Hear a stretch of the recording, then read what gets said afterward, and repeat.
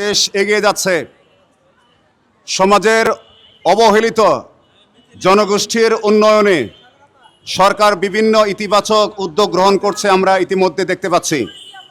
আমরা বিশ্বাস করি প্রতিবন্ধী শিশু ও তাদের সেবায় নিয়োজিত সকল শিক্ষক কর্মচারীদের বিষয়ে আপনি আন্তরিকভাবে দৃষ্টিপাত করবেন এবং আশার আলো ছড়িয়ে দিবেন।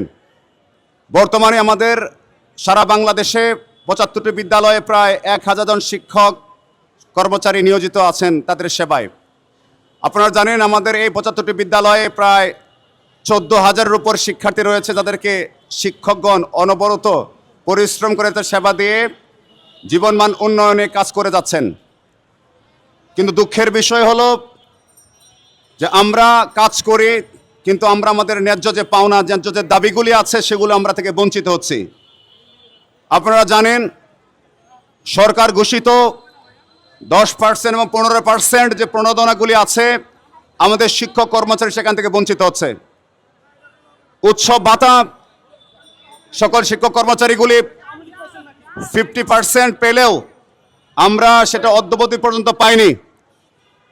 দুঃখজনক হলো সত্য যে আমাদের অনেক শিক্ষক কর্মচারী ইতিমধ্যে অবসর গ্রহণ করেছেন, কিন্তু তারা একটা টাকাও নিয়ে যেতে পারে নাই। পেনশন হয়েছে কিন্তু তারা যে মূলধন সেটাই নিয়ে চলে গেছে, একটা টাকা তাদেরকে দেওয়া হলো না। পেনশনের কোনো সিস্টেম আমাদের এখানে সুযোগ নাই। কোনো গ্র্যাজুয়েটির যে সম্মানী পাওয়া দরকার সেটা তারা পাচ্ছে না। আপনারা জানেন দীর্ঘদিন যাবৎ আমাদের শিক্ষকগুলি একই প্রতিষ্ঠানে কাজ করে যাচ্ছে। সহকারী শিক্ষক হিসেবে কেউ চাকরিতে জয়েন করার পরেও সে সেখান থেকে রিটায়ার্ডে চলে যাচ্ছে, কিন্তু তার পদোন্নতি হলো না। 20 বছর 30 বছর কাজ করলো, কিন্তু তার পদোন্নতি হচ্ছে না। আপনারা জানেন যে আমাদের বিদ্যালয়ের শিক্ষকগুলি, আপনারা সবাই জানেন, প্রয়োজনের ক্ষেত্রে শিক্ষকদের বিভিন্ন জায়গায় বদলি হয়, কিন্তু আমাদের স্কুলের কোনো বদলি সিস্টেম নাই। আমাদের টাইম স্কেল নাই, উচ্চতর গ্রেডও নাই।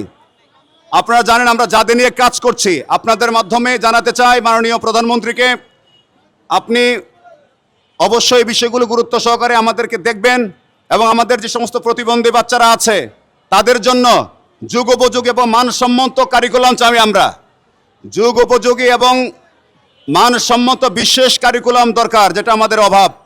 2 নম্বর হচ্ছে যে পর্যাপ্ত সরকারি থেরাপি আমাদের নাই, স্কুলগুলোতে কোনো থেরাপি সিস্টেম নাই। আমরা চাই আপনাদের মাধ্যমে আমাদের সরকারি যেগুলো স্কুলগুলি আছে সেখানে সরকারিভাবে থেরাপি সেন্টারগুলো খুলে দেওয়া হোক। দরিদ্র পরিবারগুলো আপনারা জানেন তাদের অনেকগুলি সমস্যা থাকে, তাদের পক্ষে এত টাকা ব্যয় বহন করা পসিবল নয়, কিন্তু তাদের এই থেরাপিগুলো নেওয়ার জন্য কোনো সিস্টেম নাই। আশা করি যে দরিদ্র পরিবারের পক্ষে থেরাপি নেওয়া যত কঠিন, আপনি এটাকে সহজ করে দিবেন। বর্তমান প্রতিবন্ধী যে ভাতা আছে আপনারা জানেন ন্যূনতম 900 টাকা মাত্র দেওয়া হচ্ছে বর্তমানে। এই বর্তমান দ্রব্যমূল্যের ঊর্ধ্বগতির সময়ে 900 টাকা একজন প্রতিবন্ধী বাচ্চাকে দিয়ে সেখানে সে কি করবে? না তার খাদ্য হবে, না বস্ত্র হবে, না বাসস্থান হবে, না চিকিৎসা হবে, না শিক্ষা হবে। সুতরাং তার মৌলিক যে চাহিদাগুলি আছে সেটা তো পূরণ হচ্ছে না। সুতরাং আমাদের এই প্রতিবন্ধীদের জন্য আমরা মনে করি তার কমপক্ষে 5 থেকে 7,000 টাকা কমপক্ষে তার মাসিক একটা ভাতা হওয়া উচিত। আর বিশেষ করে আমাদের প্রতিবন্ধী শিক্ষা যারা